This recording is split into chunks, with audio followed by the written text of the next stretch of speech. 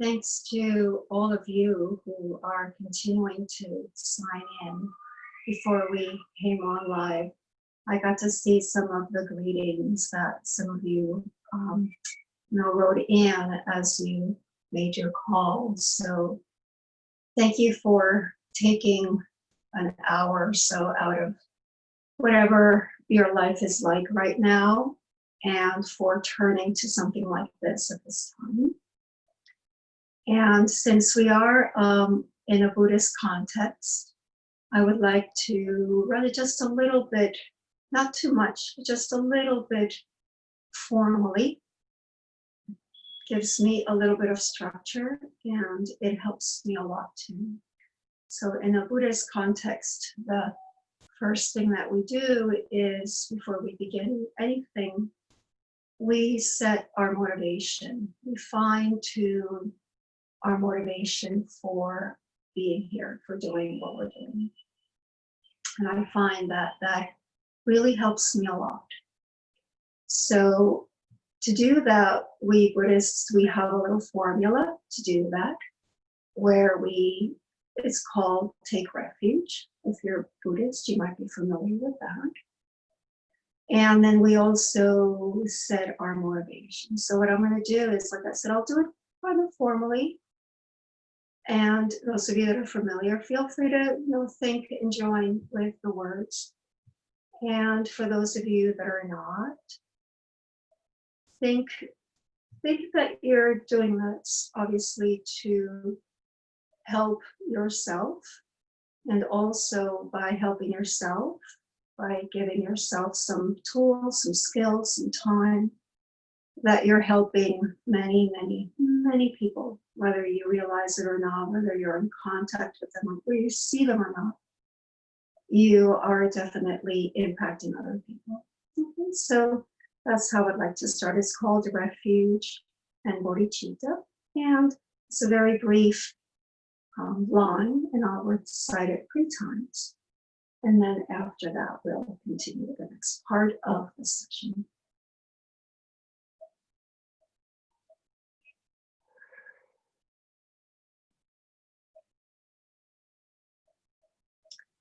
In the Buddha, Dharma, and the Sangha, I take refuge until enlightenment is reached. By the merit of giving and the other virtuous deeds, may I attain Buddhahood for the sake of all beings. In the Buddha, Dharma, and Sangha, I take refuge until enlightenment is reached. By the merit of giving and the other virtuous deeds, may I attain Buddhahood for the sake of all beings. In the Buddha, Dharma, and the Sangha, I take refuge until enlightenment is reached. By the merit of giving and the other virtuous deeds, may I attain Buddhahood for the sake of all beings.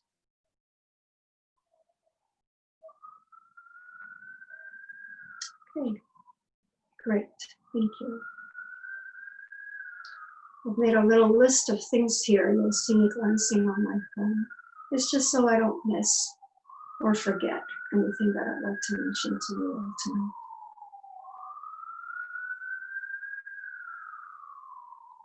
First, I'd like to reiterate my thanks to all of you for making time out to tune in, either because you know me, maybe some of you out there we've met, or we've spent time together, or because you don't know me, but you're still interested, you're still seeking something. So it's my hope and my intention that I'm able to give you some skills, something that you can use, not just now, but any time in your life, the way that I have been able to do that. So thankfully, I would say, because of what's going on in the world, these very difficult times, we're meeting, we're spending this time together. And this is something that's happening all throughout the world. And it's something that's so tiny, tiny. You can't even see it with the naked eye. And at the same time, it's so big. It's global, and it's bringing all of us together. And as a Buddhist practitioner, many of the teachings that I've been exposed to are sort of coming alive for me at this time. I also just wanted to mention that in picking the date for our talk, it was just a day and a time that was convenient for me. And then as the date got closer, I realized that for many people, it's a special time. It's a special time for those of you that might be celebrating Passover time, if you're able to tune in. A time of looking to the past and also looking to the future. A time of taking a minute, a moment, and transforming that into something that has changed the rest of the course of your life. Also, it happens to be Holy Thursday for those of you that are celebrating. And that's also a very special occasion, that the night, the day before Christ. His life was sacrificed, was crucified, and he began the whole process of the Eucharist. So these are really, really meaningful times. And so I feel very fortunate to be thinking about these things and thinking about so many people in so many different ways. And I'm Colombian, and I know that there's at least one Colombian out there, I think, if not more. And it's also a very unique day. It's April 9th. And if you're, I don't know, older than 60, like my mom, I'm living with my mom here, you know what a special day that was. It's the day that a liberal leader and an activist, a social activist, was murdered, Jorge Eliezer Gaitan, which has changed the course of Colombian history and any of us who are connected to that. And so here at home, we've been thinking about that with my mom and reviewing it and remembering and so on. So I feel connected in so many ways to so many people today.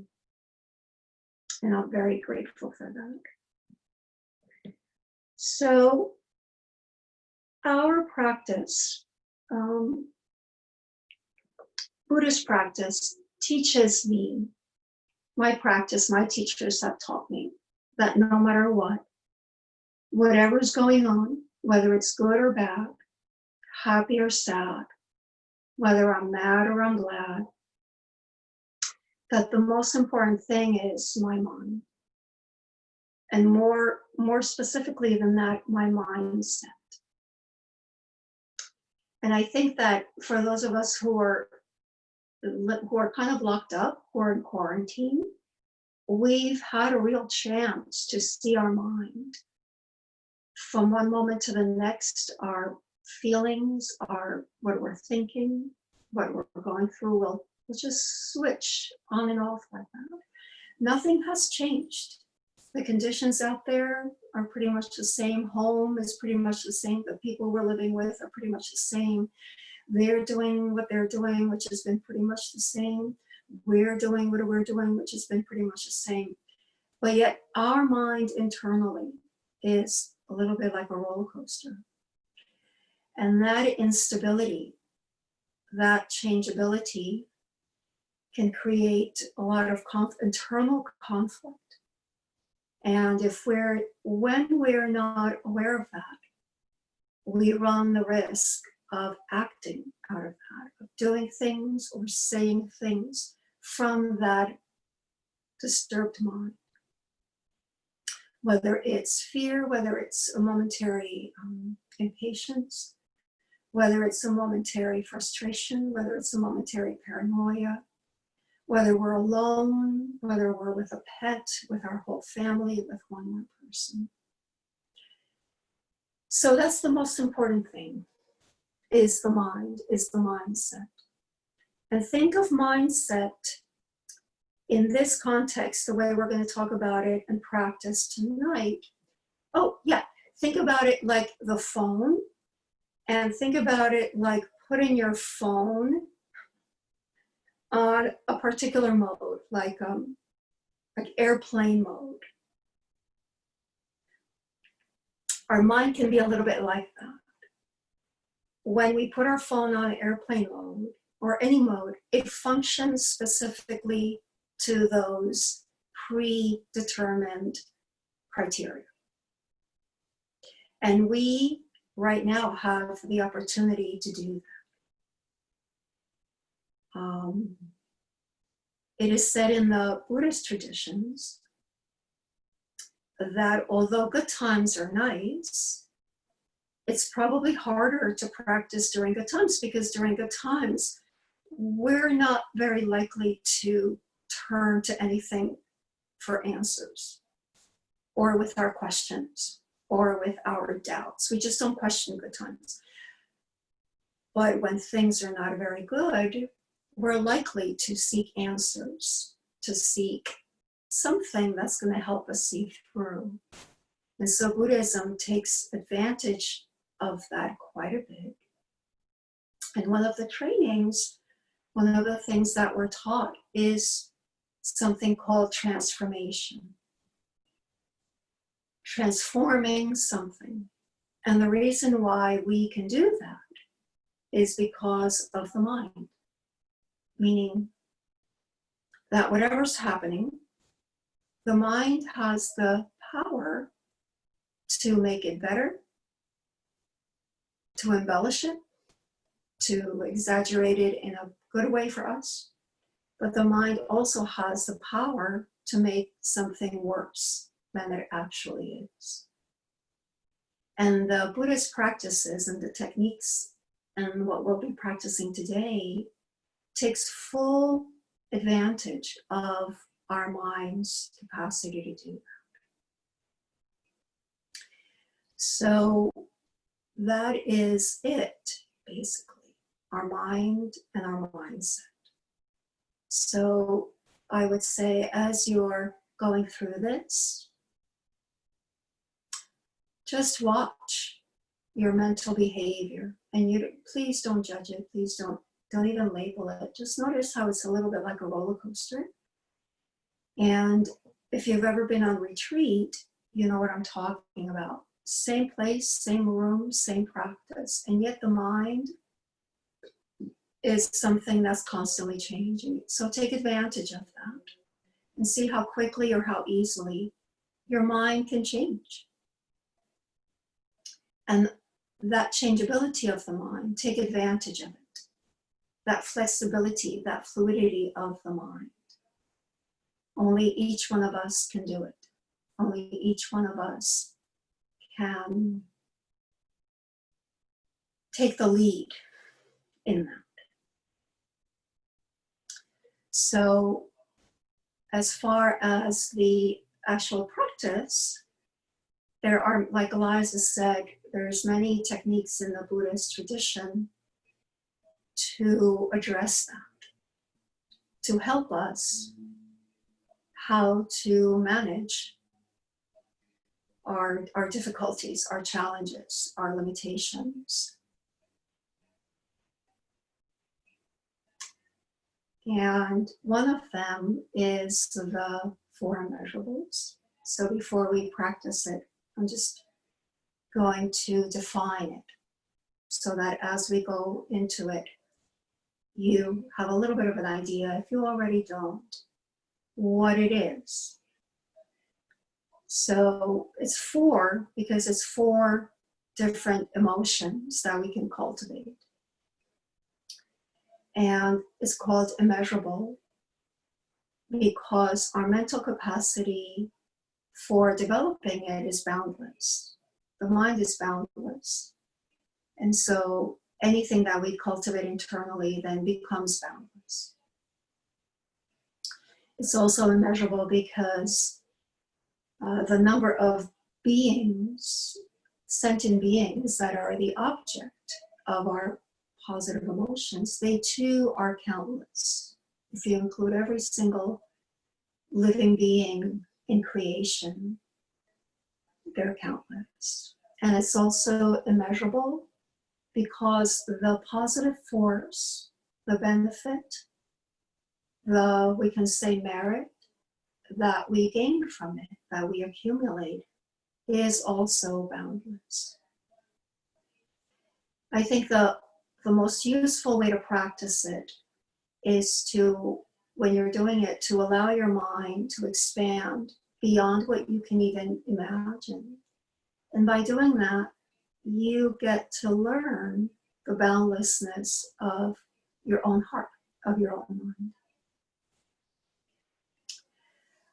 And there are 4 positive emotions. Buddhism talks a lot about negative emotions and overcoming negative emotions, such as attachment, aversion, ignorance. But it also talks a lot about positive emotions, constructive emotions. And these constructive emotions are defined as an experience that when a person has that experience, their sense of being separated from others, their sense of being isolated, kind of drops away. And their sense of being under the power of a negative emotion, meaning you lose your cool, you lose your self-control, that's also subsides. In fact, the positive emotions help us to increase our good qualities and help us to maintain our cool, to maintain some level of manageability, of control over our own behaviors. So in that sense, they're very positive. And they are love or loving kindness. And the second one is compassion. The third one is joy. And the fourth one is equanimity. And the order can be different. If you ever choose to practice it, it doesn't have to be in that order. And I'd like to just give you a very brief definition of what they are, because you might know, you might think you know, but it's really nice to sometimes get just a teeny bit technical and know exactly what's what in this context. So in this context of a Buddhist meditation of 4 immeasurables, these are a wish. They're all a wish. Loving kindness is the wish, wishing, making a wish with your mind. It's a mental action. It's something that you can do with your mind. The wish that you and all beings be happy and have the causes of happiness. That's what we call love. A wish that others be happy and have its causes. Compassion is also a wish. It's the wish that oneself and all others be free of problems, be free of turmoil, be free of suffering, be free of anxiety, of confusion, pain, and also be free of its causes, to be free of the causes of suffering. That's compassion, the wish to be free of suffering and the causes of suffering. Joy is also a wish. Joy is the wish that oneself and all beings enjoy the happiness that's free from any type of negative emotion. And I always, when I teach this, I like to give the example. We have all sorts of happinesses. Sometimes we feel happy because we have fulfilled a desire. The desire to satisfy ourselves somehow, sensually, or the desire to say something to somebody, or any type of desire. And if it's an unhealthy desire, that happiness is the fulfillment of an unhealthy desire. So that we wouldn't call joy. Here, for example, the happiness that's not tainted with suffering could be the happiness that we experience from meditating. The happiness that we experience when we show kindness or generosity to others for no other reason. So that's sort of Happiness is what joy refers to, the wish that oneself and others experience happiness that's free from any sort of negative emotion that either comes from a negative emotion or that results in a negative emotion, because we can experience happiness and then that in itself can later on turn into a problem or a regret. So joy is happiness that doesn't come from any problem or won't down the line result in any problem. And equanimity is the fourth one. Equanimity is the wish that oneself and others experience freedom from attachment, from clinging, from neediness, from attachment, or experience freedom from aversion, hatred, anger, and also freedom from denial or naivety or not knowing, basically. The problems that come when we don't know what's what, we can suffer. So that's called ignorance, but that word can mean many things when you hear. So think naivety, not knowing, confusion, like that. So those are the four immeasurables, and I'll guide you through them, and we'll spend a few minutes with each one of them before we conclude our practice.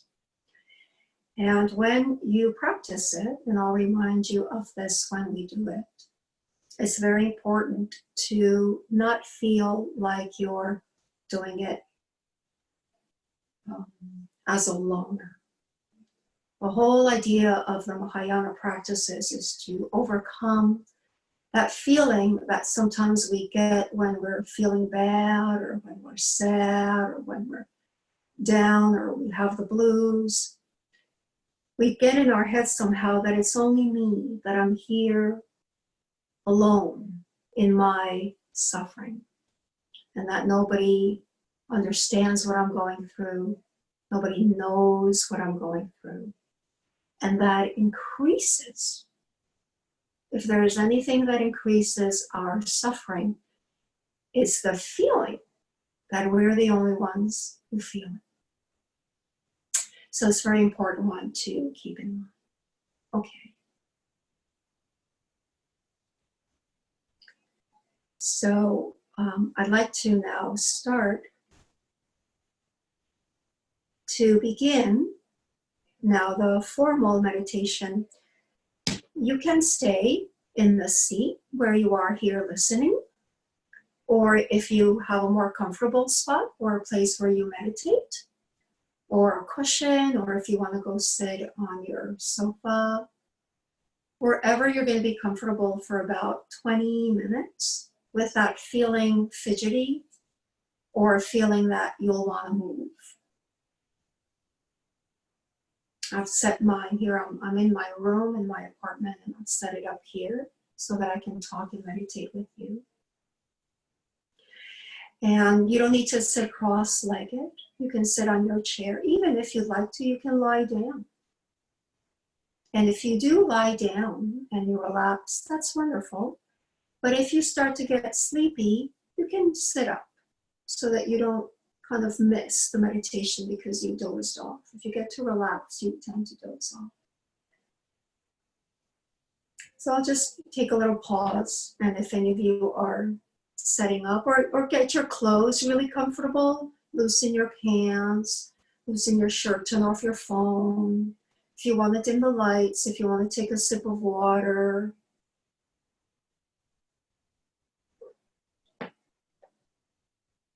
Make yourself very comfortable so that you're making everything fit to practice.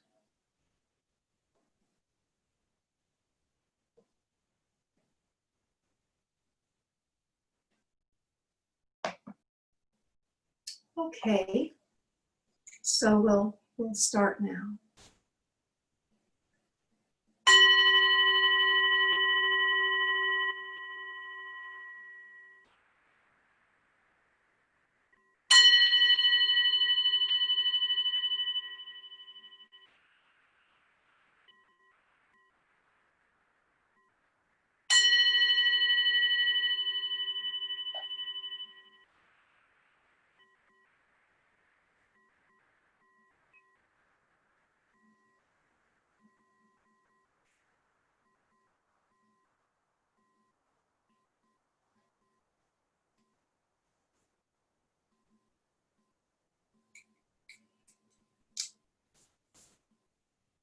So after you've adjusted your body, wherever you've placed yourself, become aware of your entire body. In other words, tap into the energy of your body, the energy of your face, the energy of your upper body, in your shoulders, the energy down into your hands. Tap into the energy in your throat and into your chest, the energy in your abdomen. And feel the energy in your hips and pelvis and down your legs and down to your toes. Maybe you're feeling a little tired. Maybe you're feeling a little up. Maybe you're feeling very numb. Calm as you are. Whatever you're feeling is, for the purpose of meditation, perfect. If there's any tension in your body that you can release, do that. So the energy in your body becomes, to your felt sense, more smooth. And I bet some of you have already started to breathe a little differently. So that's the next stage. The next step is the energy of your breath. Maybe your breath is a little choppy, erratic. Maybe it's smooth. See if in any way you can make that energy more pleasant. Not necessarily soft or smooth or slow or easy, but more pleasant. With each breath that you take for the next 2 or 3 breaths, question yourself, how can I make my breath more pleasant? Make it longer, smoother, louder, so that in this way, you begin to feel more at ease in your own skin.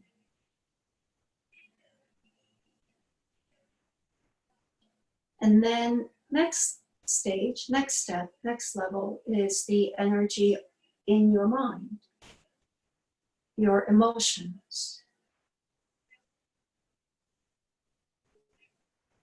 High emotions, low emotions, neutral energy. Mentally, are you a little exhausted? Are you very lively, very alert?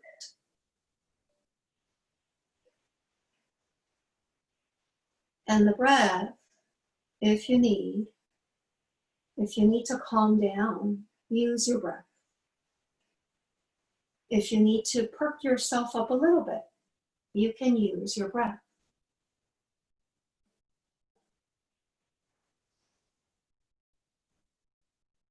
Great.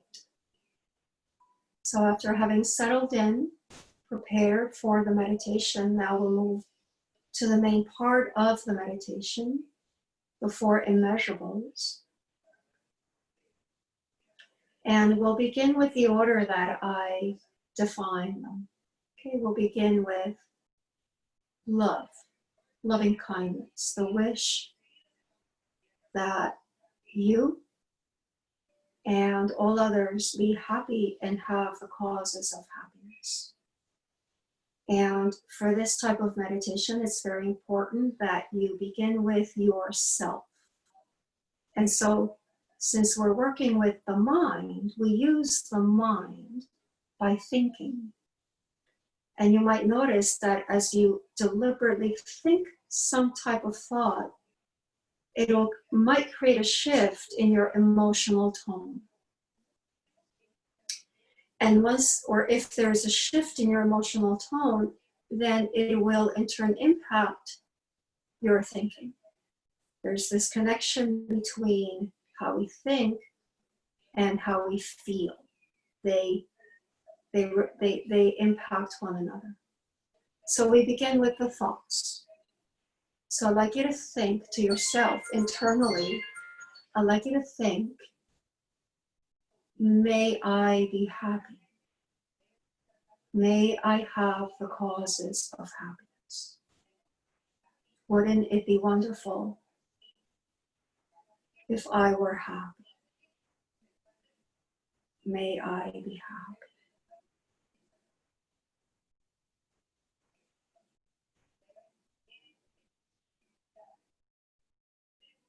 May I be happy, healthy, safe, protected,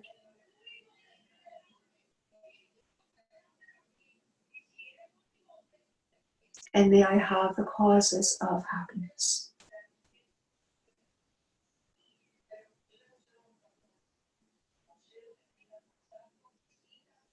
And then from there, begin to include those close to you.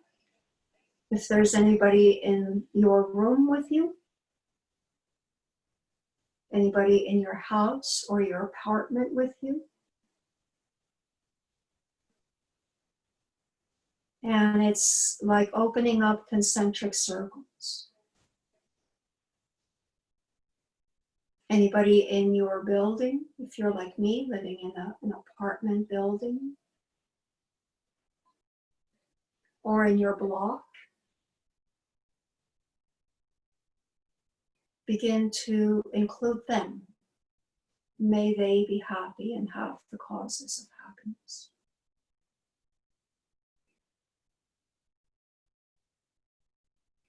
And include everybody in your town, in your district, in your city.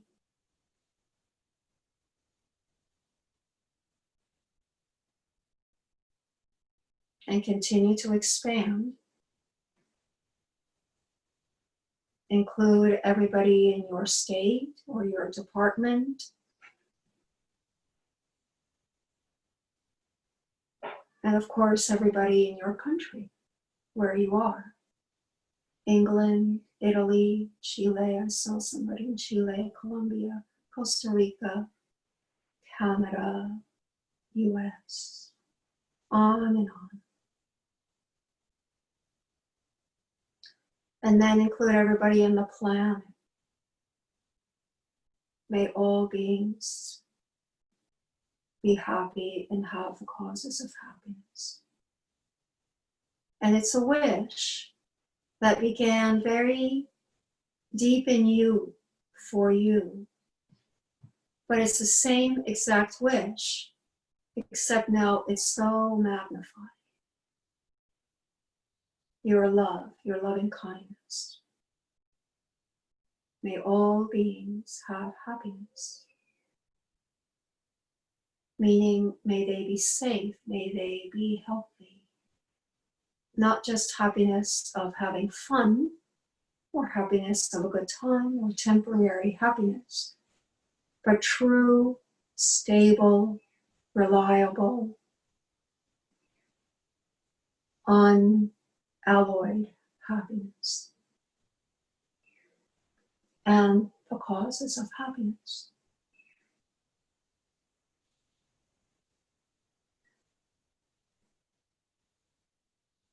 And let your mind, your thoughts, your heart go out.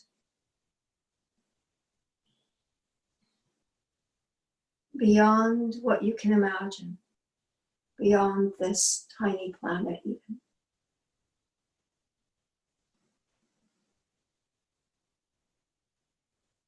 May all beings have happiness and the causes of happiness.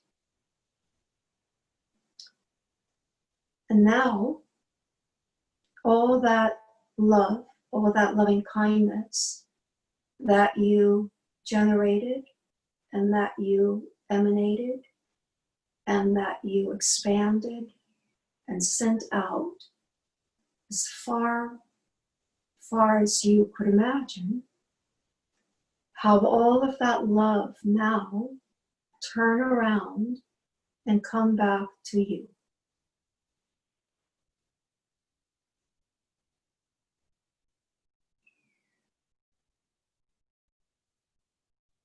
Take it in.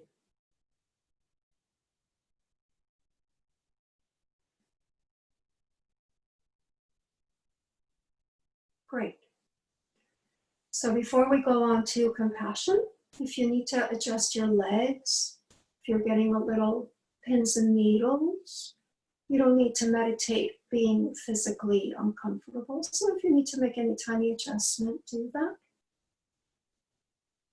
And then set your posture again so we can continue. Now we'll move on to compassion. And it's said that we begin with loving kindness because it's love and it's very positive and it's very uplifting, whereas compassion touches on suffering, which is a little bit more difficult. So we open up, we warm up with the practice of love, and then we're able now, with a little bit of openness like that, to do something a tiny bit more challenging, which is compassion. Begin with yourself again. So now the thought, the initiator of the practice is the thought. May I be free of problems. May I be free of suffering and its causes. May I be free of confusion. May I be free of faults. May I be free of pain and agony, despair, turmoil, anxiety, paralyzing fear. Wouldn't it be wonderful to be completely free of that? May I be free of suffering and the causes of my suffering.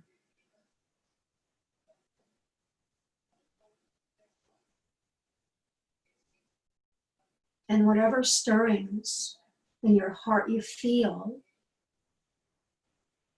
that's what it feels like to have compassion for yourself.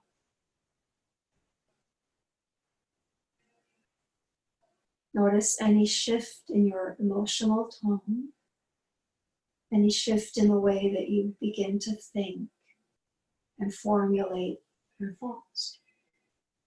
May I be free of suffering, of problems and their causes. And then from there, same way, include those in your room, those in your home, in your floor, in your building, in your house, your block. May all of them be free of suffering because that's what they want. Just like that's what I want. It's exactly what they want too. And expand out to your district, your department, your state, your country. And it's okay if you begin to get a little fuzzy, if your mind gets a little spacey when you begin to expand out like that. What that means is that you have momentarily dropped the boundary that you build around yourself, the reference point that you have in your mind about you and the world and how you live there. So if you start to feel that wooziness, that spaciness, that's actually a real good sign. Keep opening. Include the whole planet and beyond.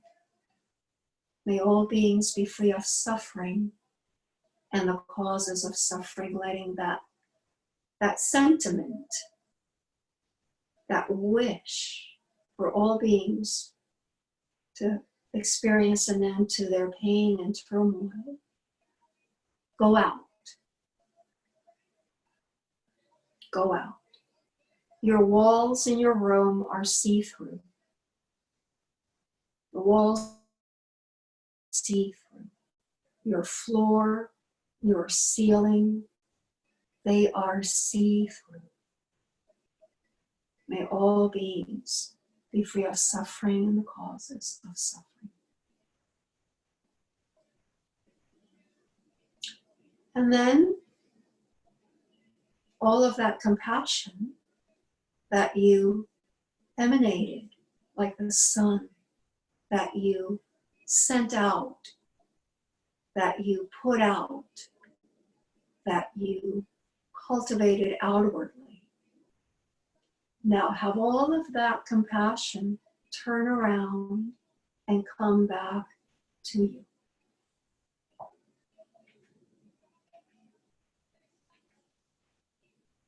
Take it in. Enjoy that. Being healed and nurtured, soothed and nourished.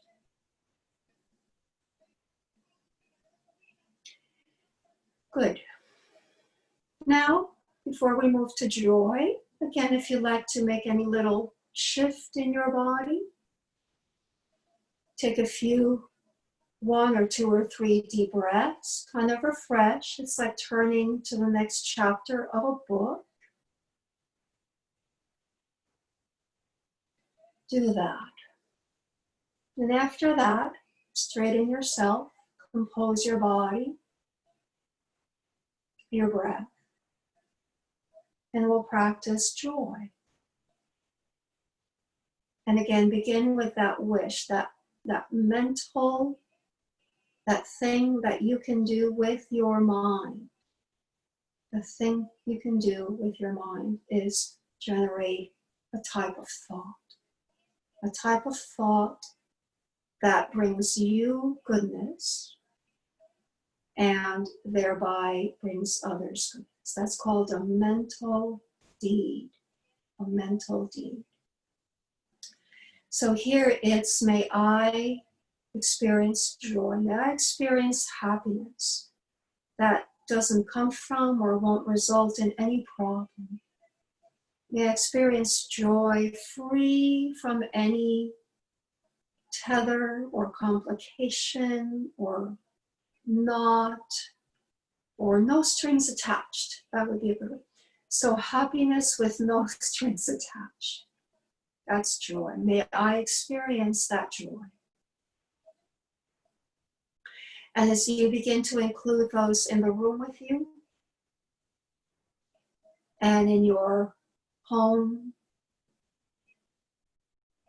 and in your building, floor, neighborhood,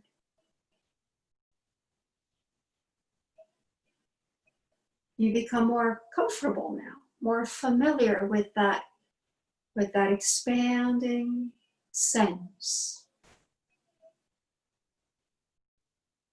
That my heart literally goes out to New York and New Jersey, Ohio, Connecticut, Massachusetts, all the way to California, all the way to South America, all the way to Europe. There's a felt sense that the heart literally goes out and out and out and out with this wish that all experience happiness free from suffering. May all beings experience happiness that's free from suffering. And that wish is like the light of the sun. It touches everyone, regardless, touches everyone.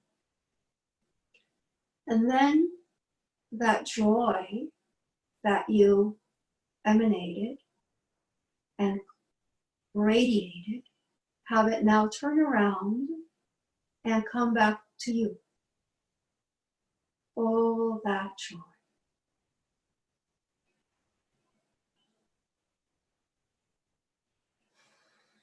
And finally, equanimity.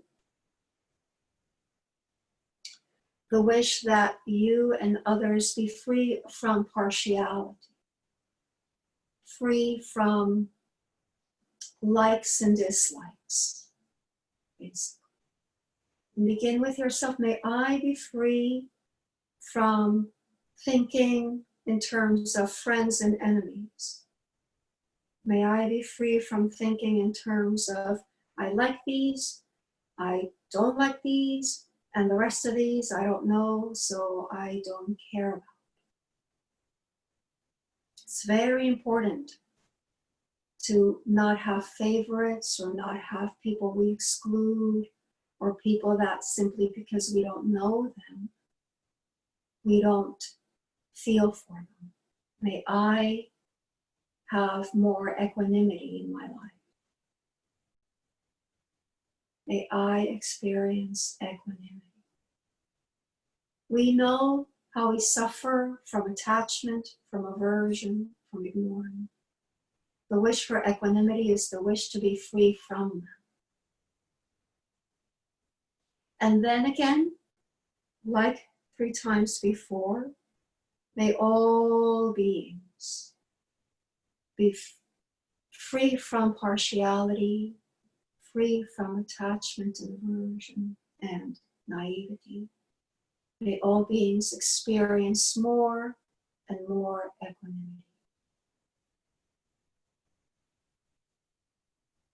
Regardless of what they do or say, how they live their life, the 4 immeasurables looks above our differences, rises above the way people behave, the way they act, the way they talk, the way they live their lives, to a higher, more maybe refined way of relating to others. May all beings experience equanimity. And finally, all that equanimity that you experience and that you radiate, have it now turn around and come back to you.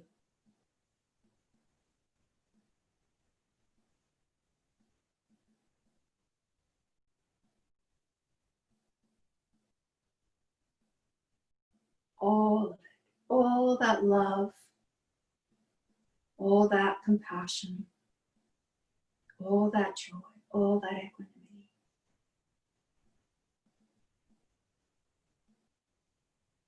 And this is how we practice. This is how we train the mind. And this is why we say that mind is the most important, because it all begins with the mind. Anything that you might say, you can be pretty sure that you thought about it at some point in the past, and you might even have rehearsed it. Maybe you blurted it out, but you, at some point in the past, you rehearsed it. And anything that you've done in one way, not to say that it's your fault or that you had it coming, not that type of thinking. Here we're thinking in terms of tracing how our experience unfolds. And what we do is our experience, what we say is part of our experience, and what we think and feel is part of our experience. And all of it has all the external actions and words, they kind of funnel in, they kind of funnel in, if you will, and they have their root in the mind. So if your experience tonight, your practice tonight might bear fruit, but it might bear fruit sometime in the future. That's happened to me so many times. You just don't know, but you planted the seed tonight. And seeds take sometimes a little time to bear fruit. So think that that's what you did tonight with mental practice, mental deeds. And you might experience good results immediately, or you might experience some down the line. So before finishing, think that that's what you did.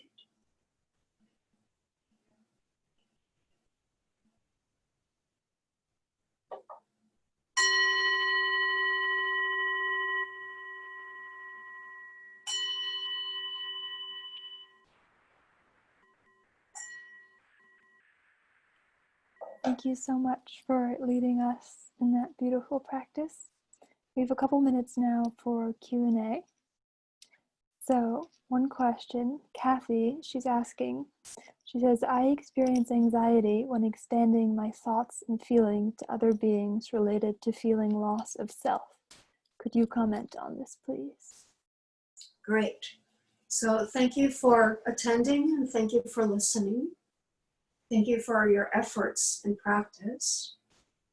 And thank you for your question too. And that's a question that I can relate to very much. Because whenever I experience some of that, where I kind of lose myself,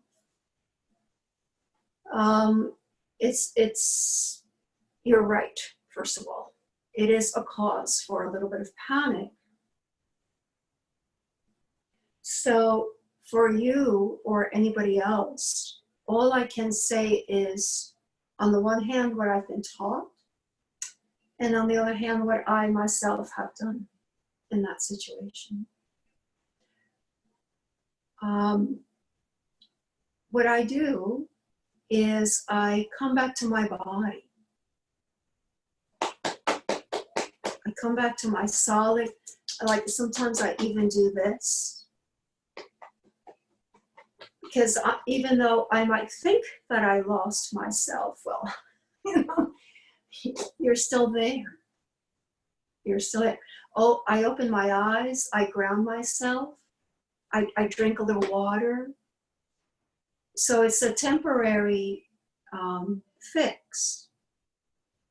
If that doesn't work, then I stop the meditation. Because if I don't stop it, what I'll be doing is cultivating more of that anxiety. And that's very destructive. It's like knowing when to stop an argument, or knowing when to stop behaving badly, alone or with others. You say, okay, I have to stop now. This is it, time out. So you have to do the same thing when you're meditating. Don't continue. By hook or by crook, stop. On the other hand, I could also say that sometimes when I get that feeling, I've trained to kind of,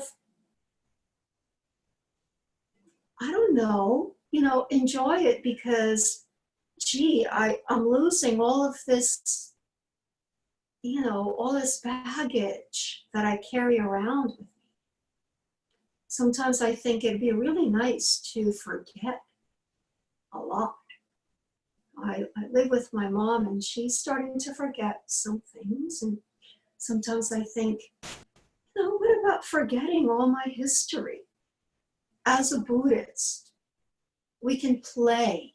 We can be a little flexible. Remember, transformation. That's the key, if we can do it. Depending on your capacity, one way or another, whether it's by a very tangible way, a very physical way, or a trained way, or a meditative way, or talking to yourself way to transform, to not stay in that. And anything that you do is a success. There's no higher or lower technique for better or worse technique for interrupting a negative emotion like anxiety, like fear, like panic, like anger. Anything in these terms works. That's what I would say. Thank you so much. We have time for about one or two more questions. Sure. So Charles Lee is asking, I have an easier time not being reactive at work with my colleagues and with my friends, but I have great reactivity with my family, especially my wife. What practices can help? Me too.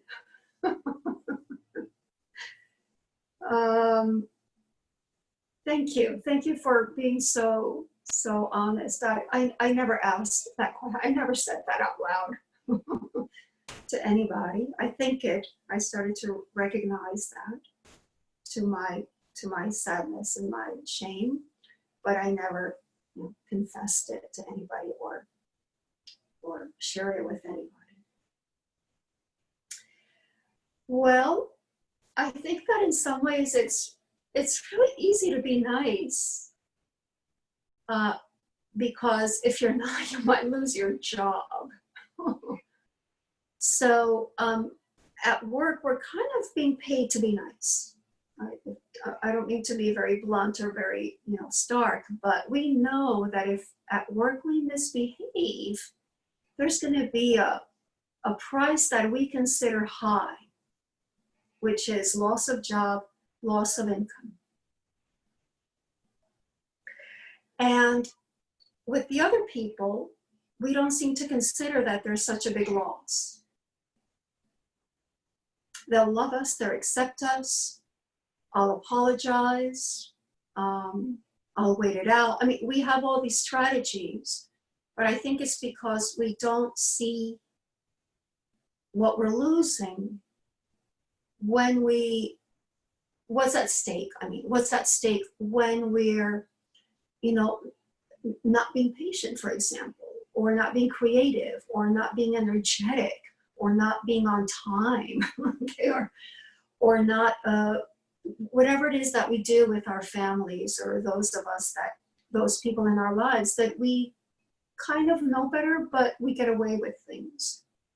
I think part of it is beginning to refine our understanding of the value in our own mind that we're losing internally.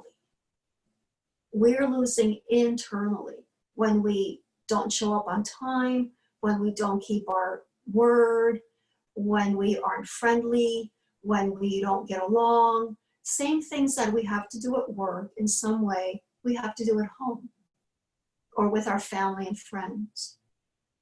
So maybe thinking, what's at stake?